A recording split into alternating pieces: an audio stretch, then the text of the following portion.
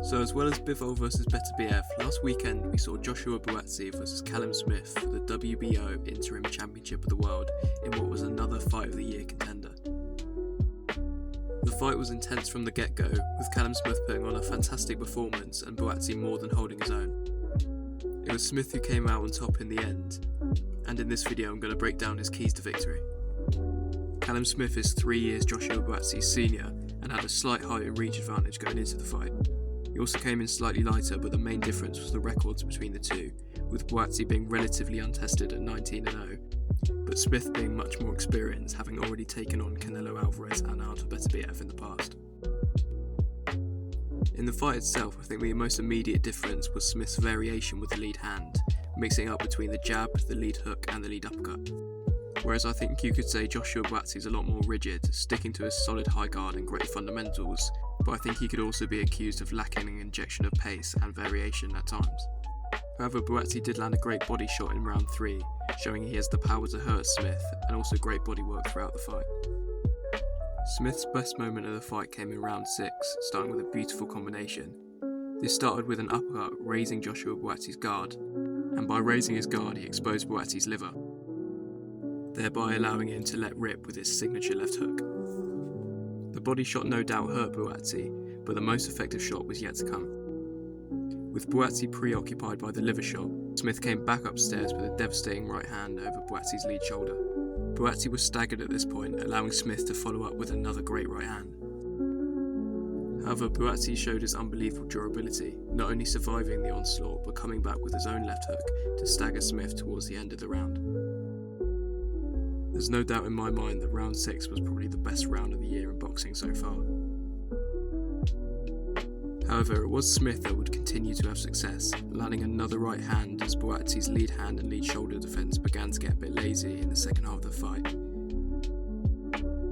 As already mentioned, Buatsi had a lot of his success throughout the fight with bodywork, and he did this again in round 10, rolling under Callum Smith's right hand, allowing him to get great power into his own liver shot.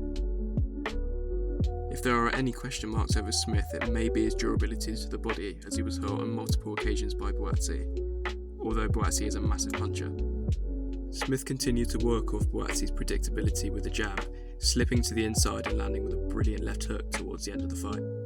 And he would end the fight with another brilliant right hand over Buatsi's lead shoulder.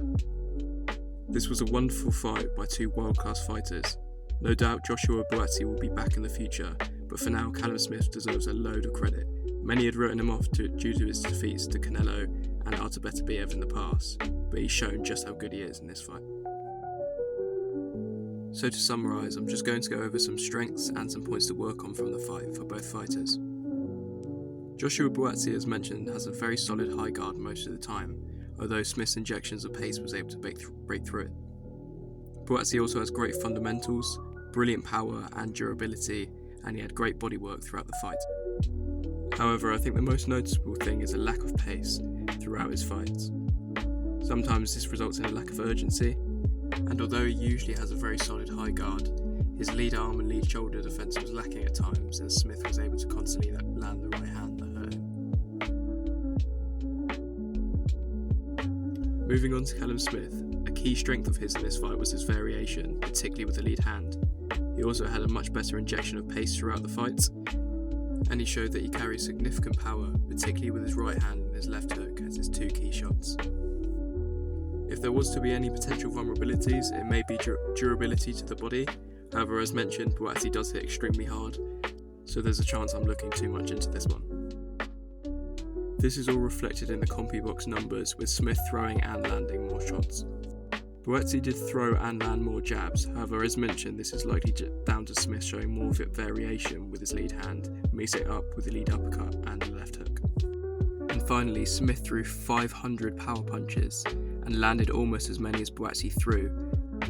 This shows how Smith was much more effective at injecting pace and power into his work. As already mentioned, this was a fantastic fight. I hope you all enjoyed this video and I'll see you all again soon.